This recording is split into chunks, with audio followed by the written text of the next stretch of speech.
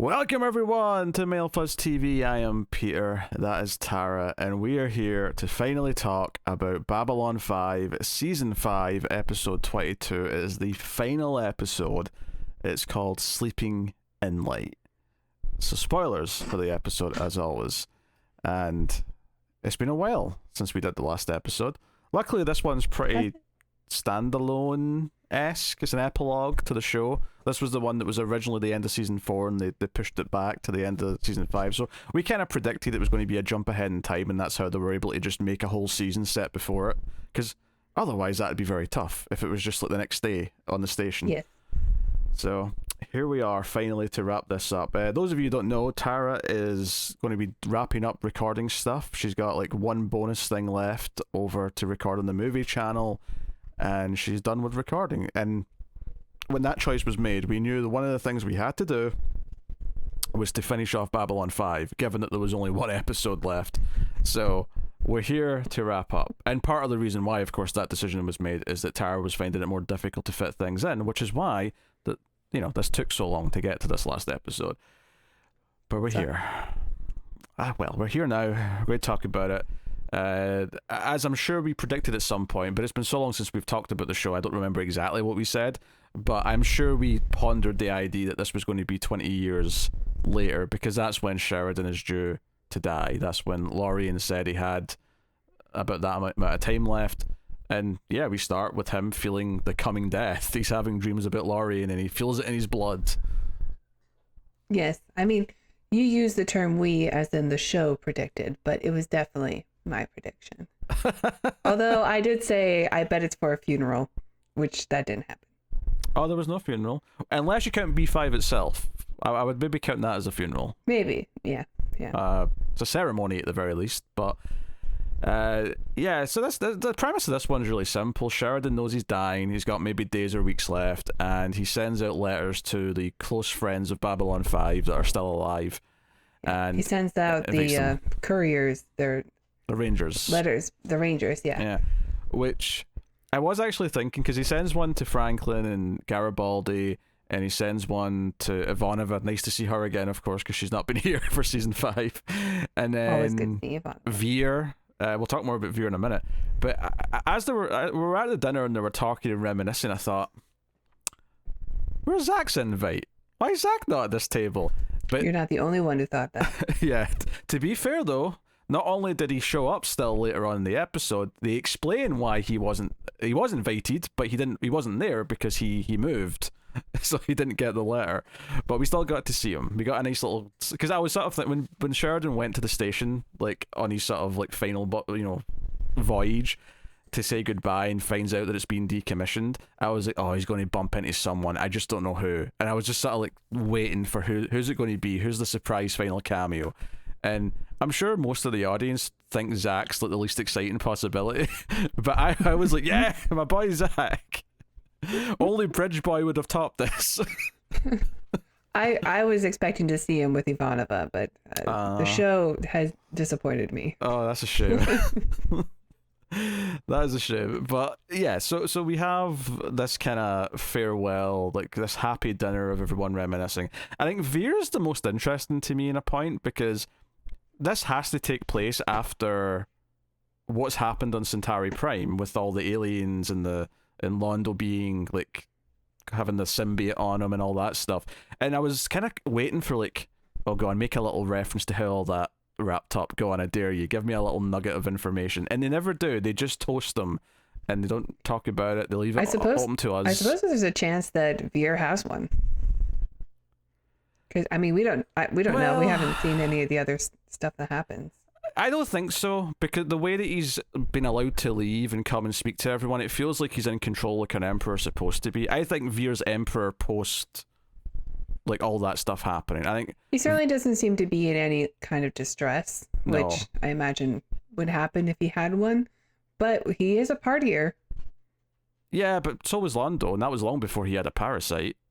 It's true, but like we know that that's like the way to keep the parasite at bay is if you drink, because then you keep it Like, because then you make the parasite drunk too or something, right? Like that's how it works. I just didn't get the impression that was the case. This seems to just be after all that's over, and I don't know, Yeah. but I suppose in theory because they didn't bring it up, then that could be the case. I felt like they knew Londo was gone the way they toasted him, and that to me said this is post Jakar killing Londo as per Londo's like vision and all that stuff, and this is like happier times for Centauri Prime. Veer's in charge, although amusingly he has become a drunker and a womanizer just like Londo was when he was a politician. I think what they're saying here is that this job is so stressful that eventually you'll just turn into a drunk just sleeping around because it's the only way you'll get through it. But he tells a nice story about Londo and hearing this alien singing that made Londo kind of cry and sort of talk about how beautiful it is. The Zoidberg alien things, right? I think With so. The flappy bits, The squigglies. the squiggly doos. Yeah. But you know, they toast the people who aren't with them anymore. They toast Jakar, they toast Lanier, and they toast I was kind Londo. of and Londo, of course, yeah. To start with Londo because it's They didn't say anything about Lita. I was expecting Alita, man. I thought Garibaldi or one of the others would maybe say her name, but they never did. They do say Marcus, and I shit you not. I was like, who's that? Who are they talking about? Well, hold on. Notably, I think you're sort of burying the main part of this here, is that it's Ivanova who says it. That's important. You can't just say they Franklin say Marcus. starts, and then she finishes. Yeah, she says, well, they both kind of say it at the same time, but like she took charge. Like, I'm going to say that name. It focuses on her for the Marcus, right? Cole, that was the surname. That's what his real name was. Yes. I had to think about it. I didn't remember.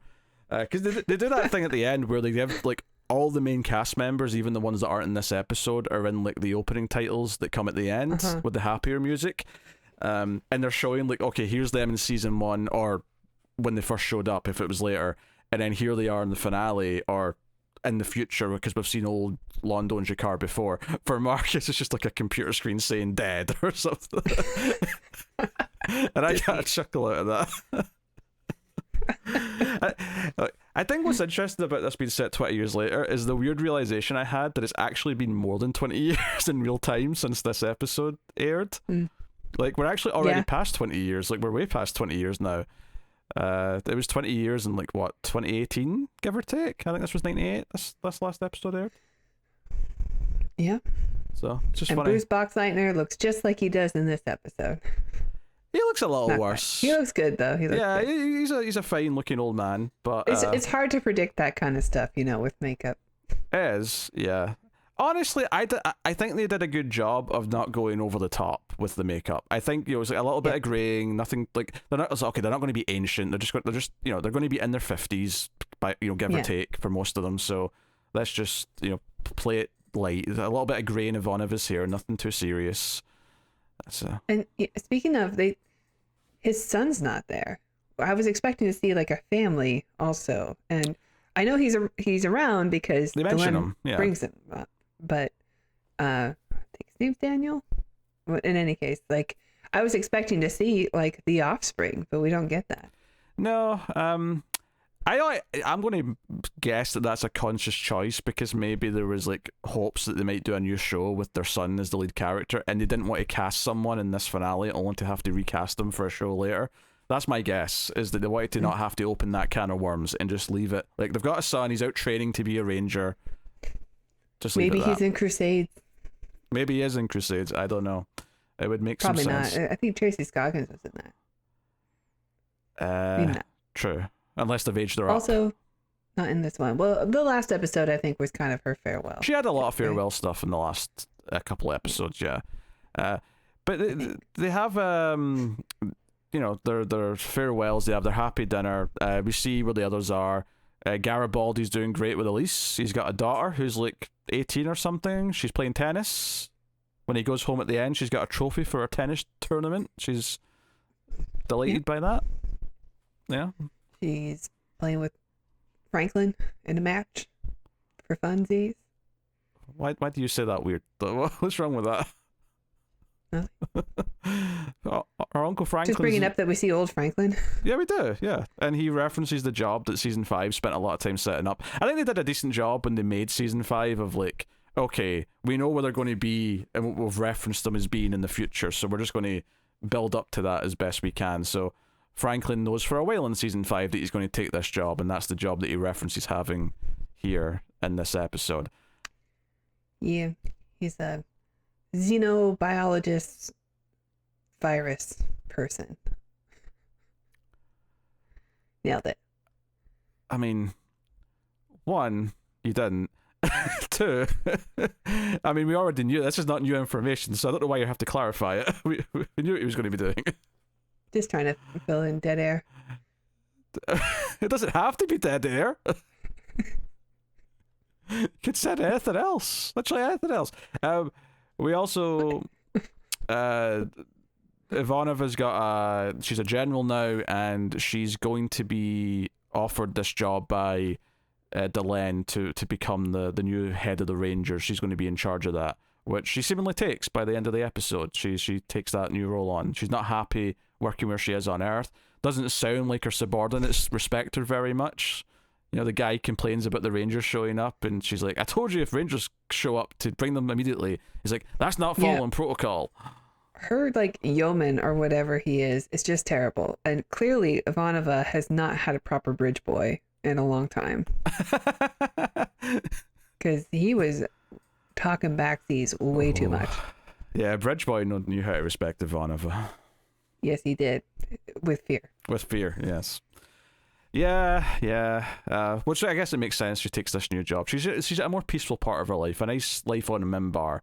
Yeah, she doesn't have her bridge boy, so she might as well, like, I feel like that's like the sign for her, right? That's the sign that she's lost her touch. Like, she's not happy with life. Is that her current bridge boy is just walking all over her? Yeah.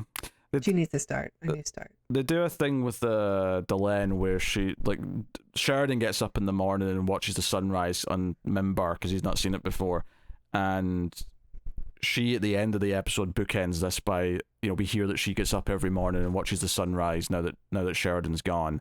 Because I was wondering what the final shot of the episode was going to be, because we did Sheridan's, like, final journey. We see him, you know, travel to B5, and he has those moments where he remembers things, and he's looking at the empty station, and it's like a chance to look at the empty set. It's also quite, you know, symbolic that it's going to die the same time that he is. That's kind of got a bit of symbolism to it. But he goes out to space, and he ends up, you know, hearing a voice, and then Lorian's there and basically says, hey, how you doing? Yeah, it's time to die. Almost like the devil showing up who's bought your soul and saying, yep, your time's up. Obviously it's not got that tone. It's a lot more peaceful. It's a lot more guiding him into rest kind of thing. I thought it was nice to get him back, though. It did give it a sense of closure. But we get the white light happening in the ship and his goodbyes. And then we also get B5 itself blowing up. So I was thinking, I was like, there's still a few minutes left. Well, what's this final shot going to be? Like, what's the final moment going to be? You've already, like, taken away those two things. And it ended up being Delenn sort of holding her hand up to the sun in sort of a nice moment, I guess. Yeah, because he wanted to watch the sunrise with her when his death was looming, and then had B5 work as his sunrise for his final time. Much like walking into the white light that you see when you die. And then apparently forever after that, she watches the sunrise. That's kind of sweet, I guess. I think what I like about the station blowing up is that it kind of, in a way, confirms that prophecy from season 1. Don't think I didn't think about it. I'm sure you did. But, you know, we got a vision of the station blowing up, and obviously the context here isn't actually that bad. It's just, no, it's being decommissioned because now the Alliance kind of serves the purpose that the station once did, so no one uses it, so they're getting rid of it and calling it a day. So we get all of our characters. It's almost like that episode was the most important episode of the whole series. It's because the episode Garrett Graham's in. I know where you're going with this. Shut up. Okay, we're not. Lord Kiro, I love you. Shut up. We're not here to talk. All I was going to say is that we get all the characters are there, like all, you know, Garibaldi, Delenn, Zach's there, of course. They're all there to sort of like watch it explode, and it's a nice moment. There's like a main theme that plays throughout this episode. There's like a new music track that plays. It's kind of like an emotional, happy, kind of sad theme that it happens when it explodes. It happens when Sheridan dies, and it plays at the end over the opening titles, the final opening title. I know it's weird to call them opening titles because they're at the end, but they are the opening titles. They just put them at the end this episode because they wanted like a final farewell to the cast, and also a farewell to a lot of the crew. They do like a quick, like, hey, pause this when you're watching it later so you can see all the crew and writers and stuff. That's so hard to do on VHS. At the time, that was a bit weird. Well, yeah, but 1998 DVD was a thing, so they probably knew there was going to be a DVD box set. Okay. I mean, you could do it if you watch it on your computer, but still, and go like a frame by frame. But that'd be the only way to do it, I think. I mean, some DVD players can go frame by frame. You think? Yeah, maybe. Not all, but some can. Yeah. Maybe I'm just so used to watching stuff on PlayStation since like the PlayStation 3 that all I think about is you trying to use the controller to do stuff like that, and you just can't. Actually, you can. You can on PS3. You could go frame by frame on a Blu-ray. Yeah, but you had to bring up the extra menu. There was like a menu you brought up, and it would have a bunch of more advanced controls, and you could literally go frame by frame. Yeah, I didn't know that. Yeah, and you had to press select or something like that, and you got like this sort of menu with like a number pad and all sorts of other buttons that came up. Well, anyway, I'm sure you survived without it. It's not a big deal. Yeah, there was one Blu-ray I had. For some reason, my Sunshine Blu-ray, whenever I used it on the PlayStation 3, would always play these like video behind the scenes as you were watching the movie. And there's legit no way to turn them off unless I knew about the advanced settings. I didn't know about that. But I swear I tried everything, and it was just like a faulty thing from the Blu-ray design. I want to say that's something to do with the fact that it was like a BD Live feature, and the PlayStation just automatically turned it on no matter what you did when you might not actually want to use it. I think it was just like a weird technical thing like that. But anywho, I mean, did you enjoy like the B station exploding? Did you enjoy the sort of like walking around and longingly staring down the sets? I thought it was really nice. A nice ending. I thought it was really nice ending for the series, and it all felt very somber. Like maybe there was going to be some peace in the future. I mean, some of it's kind of ruined because we see the stuff that happens later on, but like, I don't know, I guess that's just you can forget about that and just enjoy this little 5-year arc of what happened on this station and how it changed the universe forever. Last best hope for peace and all that. And it felt like a nice conclusion to an epic story. I mean, it's definitely an epilogue. This is not the end of the story. The story already ended. Arguably, the story mostly ended at the end of season 4. This is this sort of farewell to the characters that we took the journey with.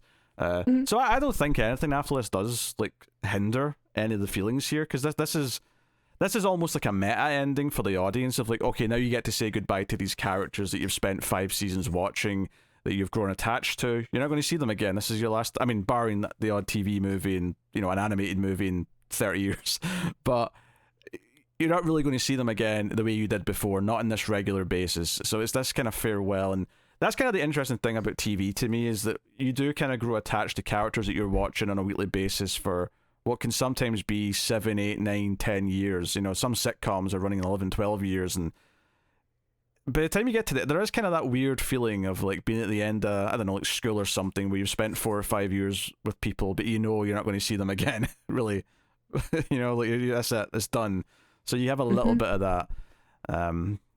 Although I imagine less negative memories with most TV shows than school itself. I don't know. I think this is a victory lap of an episode. This is an episode where it gets to spend time giving the characters their final speeches, like emotional moments like Delenn and Sheridan lying in bed and her crying as he's saying, I want to take the ship out tomorrow and just ride off into the sunset, basically. Like he's, you know, she knows that's what he's saying. He's saying that he's going to leave and never come back. Like he wants to go and die on his own and not be around her or anyone else. And that's obviously very upsetting to her, and you get her breaking down in the morning when he's about to leave. She tries to pretend to ignore it and pretend that it's not something that she knows, because he asked her to do that. He asked her to, hey, I don't want this to be a sad thing tomorrow. I want to just say hello, good morning, and go on my ways if it's a normal day. But she breaks down. Yeah, but it's Dylan, so she has to, oh, John. To be fair, I think most people would break down if they know their spouse is riding off to die. Yeah. Well, I like the idea that he's a spaceman. He still needs to go out there and feel space under his legs or whatever he says.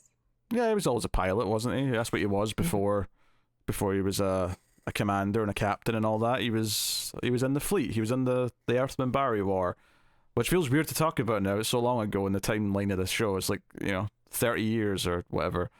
So Yep. it's it really does have that finite conclusion, and then just little epilogue segments for all the main characters. And I noted that Zach was with Veer at the end. Like, he's went to Centauri Prime to help Veer with stuff. Well, I mean, Zach could probably retire now that the station is exploded. I don't think he's working. He's got his uniform on. He's like filling out forms, and he's like slapping Veer's hand away when like Veer's trying to walk off with a woman. He's like, no, here, there's work to be done, Veer. Pay attention. Well, then I guess he got a good job.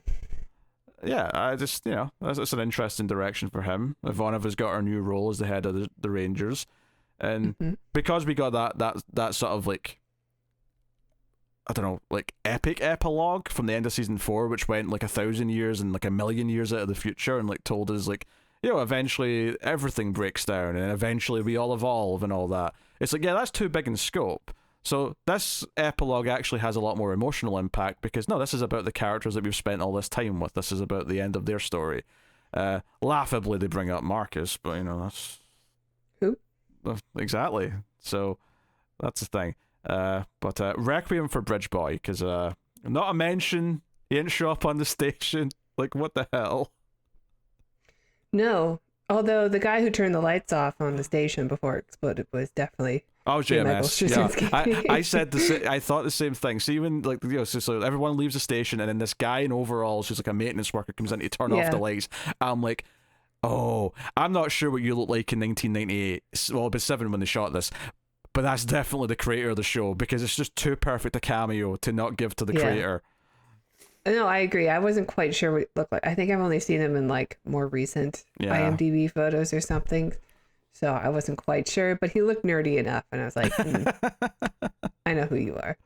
Yeah. To be fair, he didn't ham it up. He didn't stick out like a sword. It's just, I just knew from context that's probably JMS, because it makes too much sense. Yeah. Because I feel like the thing that they risk here is that he walks on set and looks lovingly at his creation. My station. To hell with Sheridan. This is mine. I built this. Not literally. Someone else, the handyman, came in and built the set. I just wrote the words, but it's mine. Yeah. It's my child. His tears rolled down his eyes, but that didn't happen. A single tear. Yeah, it was a well delivered cameo. I don't remember if that last season 4 episode mentioned that the station was gone, or if it did, if it even implied it was around the same time as Sheridan's death. I don't think it did. I feel like we'd have noticed that. So I think they did a good job of like not spoiling that, because this is the thing, they knew it was going to be in this episode while they were making that and then the rest of season 5. So they probably knew, well, okay, these are the things that we can't mention or hint in these future scenes in season 4. So. I actually knew for a long time that the station was going to go in the last episode. I didn't mean to. It was a spoiler that I had accidentally come across. Oh, really? Okay. Yeah, back when they announced the reboot, and I was like looking at videos to see what people were doing, because some people were doing fan casting like we had done, and I feel like, oh, those people watched our video.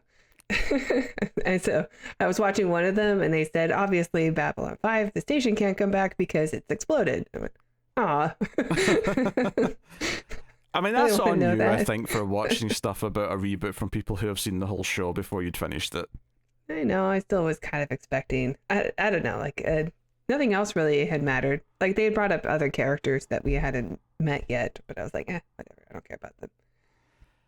Yeah, I mean, I think we never knew if that reboot that was planned, which, I mean, sadly, I don't know if it's ever going to go anywhere at this point, given that the CW that it was going to be on has changed hands and all that. But if it was going to go through, I don't think we ever knew if it was set in the same universe later on, if it was more of a... Because I think it was a fresh start. It was a fresh start, so I think there would have been a B5. It just would have been this new timeline of B5. So yeah, the Kelvinverse, if you will.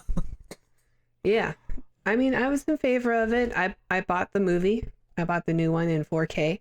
So I did my part. Like, here you go, make us another Babylon 5. There's demand. I bought one. I would have been down for it. I would have been. You know, and maybe someday they will. Maybe someday that'll still end up happening. But it feels like maybe this go round it wasn't to happen. So we'll see. I think a lot of stuff has happened in Hollywood that you know, probably just delayed things too much. Yeah, multiple strikes, all that kind of stuff. Warner Brothers and people have to pay more money to writers and actors now. Also, like maybe residuals and things that are could be connected to this older series. That's what the strike was about. But even before that, like Time Warner merging with Discovery and like CW being sold off was honestly, it was probably dead at that point. That was probably the point where it was just not going to happen. All the strikes and stuff that's happened since have only just made it more unlikely. I think one of the sad things about watching this episode is that, you know, they're all there to sort of see off Sheridan before he passes away, and the thought did occur to me that Bruce Boxleitner's actually outlived most of the cast at this point. Not all of them, some of them are still alive. I think, the saddest one for me was Franklin, because they really went out of their way to make him look much older. Yeah. And I was like, this is the only time we're going to see him like this. Yeah, because obviously Mira Furlan, who played Delenn, passed away a few years ago now. I mean, a few of the actors were long passed away by the time we started the show, so it's just I was like, this is a bit sad that like they're there to see them off, and both Delenn, Garibaldi, and Franklin, all those actors have all passed away, and maybe there's more that I'm not remembering. I don't know if the actor who played Veer's still alive. I actually don't have a clue. Even first, I don't think so. But I'm sure people will tell us in the comments. But is it? No? Okay, so there you go, that's 4 out of all the people sitting at that table. I'll look it up. I don't think so. Oh, you're gonna look it up? Okay. Yeah.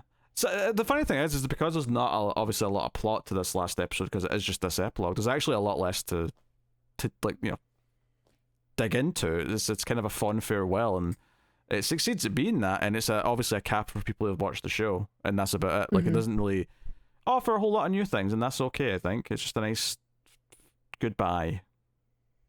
Yeah, he died in 2017. Okay, so that's sad. Yeah, I mean, obviously, I'd always heard that this show was very unlucky for its cast in terms of like how many of them had passed away young, and you know, obviously now that time's went on a bit, we've really sort of ramped that number up, and there's only a I mean, let's face it, the majority of them have passed away, which doesn't feel right for something that was on in the 90s. It feels like it's still too soon to say that, but... Yeah, especially when we've just had, you know, Picard season 3, and like literally everybody was at that round table at the end. Oh, yeah. It was a little bit like, oh... I mean, it's really lucky that they're all still around, and they all still look good, and they take care of themselves and stuff like that. And then this show has just had such horrible luck. Yeah. It's a real shame. But yeah, you know, I mean, looking back in the show as a whole, I'm really glad I got to watch it finally. I'm glad that I was able to talk about it, because it is such an intricate like world that JMS built, with all these moving parts, hints of things that would come later that would eventually come up again. Obviously, there was some course correction along the way based on actors having to leave or things like that, and it's interesting from like a filmmaking point of view of like how they had to work around those decisions and like change things up. But it was a very fascinating show, and I kind of loved the world that it created. I thought all of its themes about war and peace, and just it felt like one of the more intricate TV shows that I'd felt tackled those particular subjects I have seen. Yeah, I think maybe if we paid more attention in like world history classes, we probably would get a lot more out of it. You don't have to admit to it, but I will. I only did well in one history class, and it was because my teacher was hot. I'm not denying or any like I'm not saying anything to it. I don't. A good piece of storytelling will work regardless of the background knowledge you have of whatever. All my knowledge comes from movies and TV, so hopefully this taught me some history. Very possibly. But it tackled a lot of interesting themes. It kind of mishmashed a lot of religious ideas together and what spirituality means in the future, where there's all these different species with their own belief systems and all those things. Like, it really tried to create a really fully fledged sci-fi universe with all these different characters. And I think one of my favorite things about the show from pretty much day one, and it never kind of let up, was the idea that no, we've got like 4 or 5 different planets and races that we're really going to focus on. And by the time you get a little bit into the show, you really know the Minbari, you really know the Centauri, you know the Narn. Like, you really get to know these particular groups and like their inner workings and their own sets of politics, and then how those clash with the humans and the Earth beings and all that stuff. Like, all that stuff was fascinating to see play out over the course of the show. Yeah, I enjoyed that too. I mean, obviously I'm a big Star Trek fan, but like there's a lot of, things that are very different from Star Trek here, and including the aliens. Like, there's no monster of the week, alien of the week in this show, because you only have a handful of them really in this universe. Whereas, I mean, even when you think about the Star Trek aliens, there's only a handful that you like. Name Star Trek aliens that you'd go through, the big ones, and then you kind of have to struggle for for the next 100. Yeah, there's a lot of one and done Star Trek aliens, but there's probably a similar amount of like big ones, compared to B5. Probably. Like Vulcans, and this one just kind of goes in that direction. Yeah, like Klingons and Cardassians and Ferengi, and there you go. Bajorans, and that's your I guess Gorn. You don't have to come with too many different types of, head loafs or nose bumps or ear things that you could do. They're always coming up with different things. As far as disappointments or whatever go, like I love the character stories of almost everyone. I think Lanier's ending did leave Lanier is not left a bit of a sour taste the way they wrapped up his story. It's almost like I wonder if Billy Mooney like actually pissed off the creator or something at some point, because it's like super shitty when he does to his character. I'm just imagining something really petty where like there was one donut left and JMS was going for it and Bill Mumy just walked like in front of him and took it. Oh yeah, or maybe he like ate his lunch from the break room or something. It's like, oh, I thought it was for everybody. Yeah. My name was on it. Season 5 is going to be a linear smear campaign. But yeah, I love so many of the characters on the show. I mean, I know you were a bit critical of some stuff later on, but I loved Jakar and Londo as a pair. Like, they're bouncing off each other. Yeah. The progression from season 1 all the way to the end, I loved all of it. But I really liked where it had gone, but then there was this thing I just couldn't get on board with. Yeah, I know. But it was difficult because I really did like what their storylines were going, and I know a lot of fans really love what happens to their characters at the end, but I just don't think that some people are redeemable for some things. I think that's okay if we have like if there is a line that someone crosses, like genocide. Like, I'm not having this debate again, but I think he gets his comeuppance in the ending he ends up with. That's the whole point. Well, yeah, he has to, right? Because if Lanier has that storyline and Londo has like a happy ending. Yeah. Well, that's but that's my point. Like, I'm saying to me it's a fruitless complaint because he is like, he gets the ending he deserves. I don't know. Like, I just. Yeah, it's not just that I am upset with where the big issues are here, is that I really liked their character dynamic and the consequences of everyone's actions and on how their characters interacted. But then I think I know everyone likes this episode except for me, but like the elevator episode where they just went back into season 1, Londo and Jakar, I absolutely hated it. Oh, I love that episode. Like, all this weight was on everyone's shoulder, and it was like for for one episode, we're just going to have this episode of levity where we go back to being just like griping over stupid stuff with each other.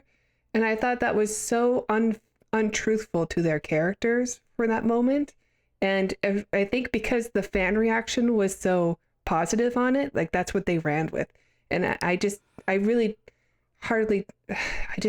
disagree with that turn so much. See, I think that's the point, though. I think the point of that episode is that who they are still in there, and it comes out when they're pushed into a situation where it's forced to come out. I don't love the show, honestly. Like, I watched all of it, and we've talked about it, and there are things that I think are great about the show, and I will watch it again one day, because I own them all now, and the movies.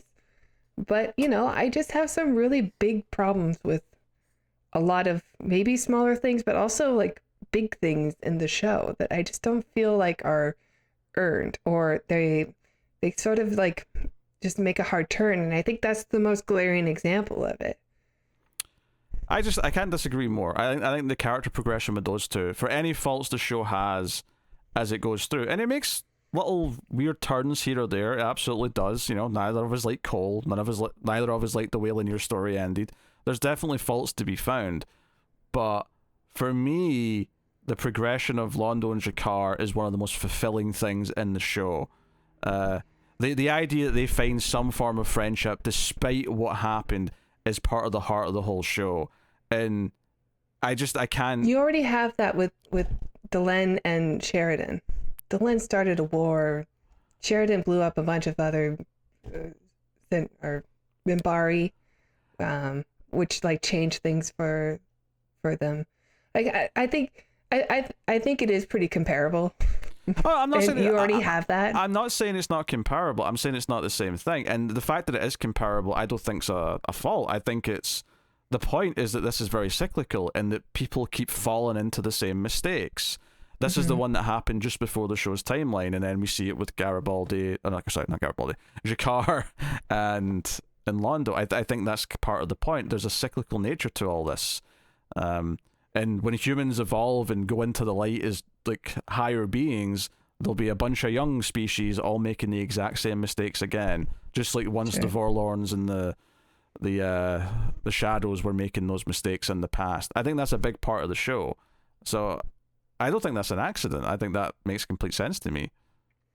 Well, I mean, I think the characters of Jakar and Londo are just so elevated by the actors who are playing them, which is a good reason why, like a huge reason why you want to see these characters like interact all the time.